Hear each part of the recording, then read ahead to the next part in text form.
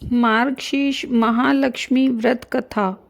भारतवर्ष के सौराष्ट्र देश में द्वापर युग की ये कहानी हुई। सौराष्ट्र में उस समय भद्रश्रवा नाम के राजा थे। वे बड़े पराक्रमी राजा थे। उनकी रानी का नाम सूरत चंद्रिका था। रानी दिखने में सुंदर और सुलक्षणा थी तथा पतिव्रता थी। उन दोनों को 7 पुत्र तथा उसके बाद एक कन्या का वरदान मिला। कन्या का नाम श्याम बाला था। एक बार महालक्ष्मी जी के मन में आया कि जाकर उस राजा के राजप्रसाद में रहे। इससे राजा को दुगनी धन दौलत की प्राप्ति होगी और इस धन दौलत से अपनी प्रजा को और सुख दे पाएगा।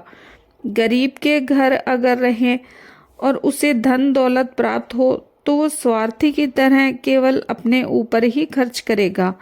ये सोचकर श्री महालक्ष्मी जी ने बूढ़े ब्राह्मण स्त्री का रूप धारण किया। हाथ में लाठी लिए लाठी के सहारे रानी के द्वार तक पहुंची। यद्यपि उन्होंने बूढ़ी औरत का रूप धारण किया था, पर उनके चेहरे पर देवी का तेज था। उन्हें देखते ही एक दासी सामने आई। उसने उनका नाम धाम काम धर्म पूछ डाला। वृद्ध ब्राह्मण का रूप धारित माता लक्ष्मी ने कहा, बालिके, मेरा नाम कमला है। मेरे पति का नाम भुवनेश है। हम द्वारिका में रहते हैं। तुम्हारी रानी पिछले जन्म में एक वैश्य की पत्नी थी। वह वैश्य गरीब था। दारिद्र्य के कारण घर में रोज झगड़े होते थे तथा उस रोज पति उसे मारता था। इन बातों से तंग आकर वह घर छोड़कर चली गई तथा जंगल में खाली पेट भटकने लगी। उसकी इस दुर्दशा पर मुझे दया आई। तब मैंने उसे सुख संपत्ति देने वाली श्री महालक्ष्मी की कथा सुनाई।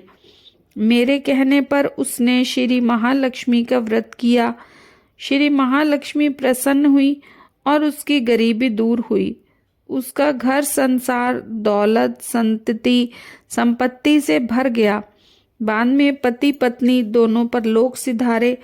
लक्ष्मी जी व्रत करने के कारण वे लक्ष्मी रोग में रहे। उन्होंने जितने साल महालक्ष्मी का व्रत किया उतने साल उन्हें महासुख भोग मिला। इस जन्म में उनका जन्म राजघराने में हुआ है, परंतु वह महालक्ष्मी का व्रत करना भूल गई है। उसे ये याद दिलाने मैं यहाँ आई हूँ।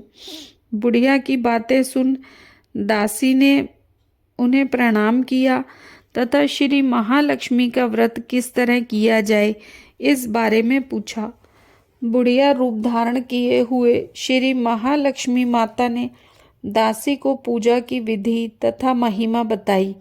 इसके बाद वह दासी माता को प्रणाम कर रानी को बताने अंदर चली गई।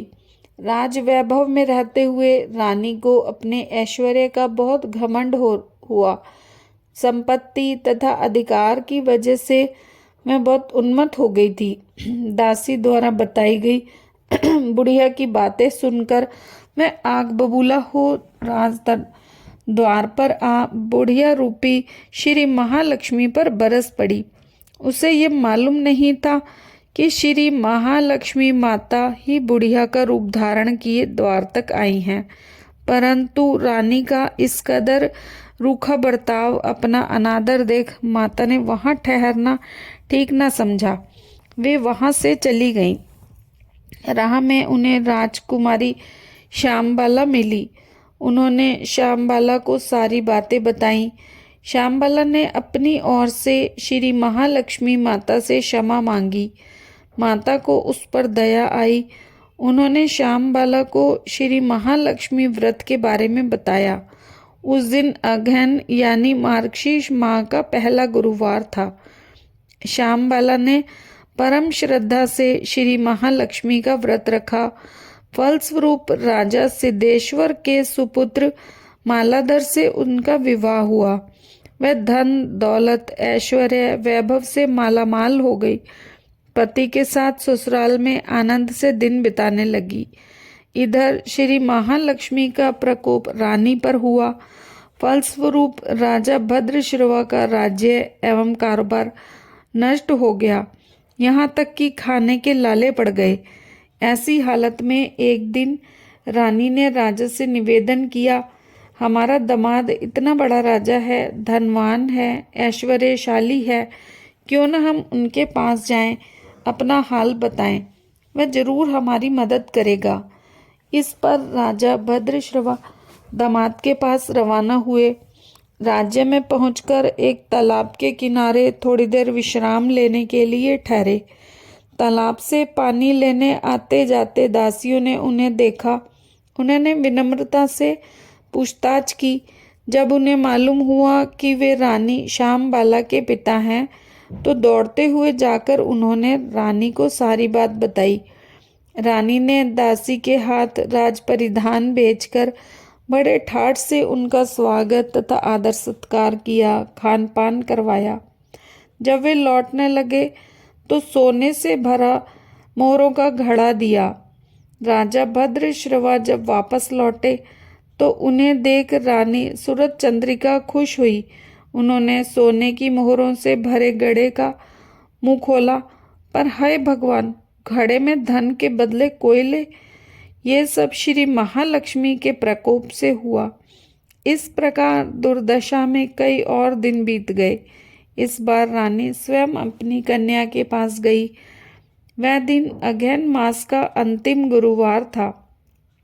श्यामबाला ने श्री महालक्ष्मी का व्रत किया, पूजा की, अपनी माता से भी व्रत करवाया। इसके बाद रानी अपने घर आई।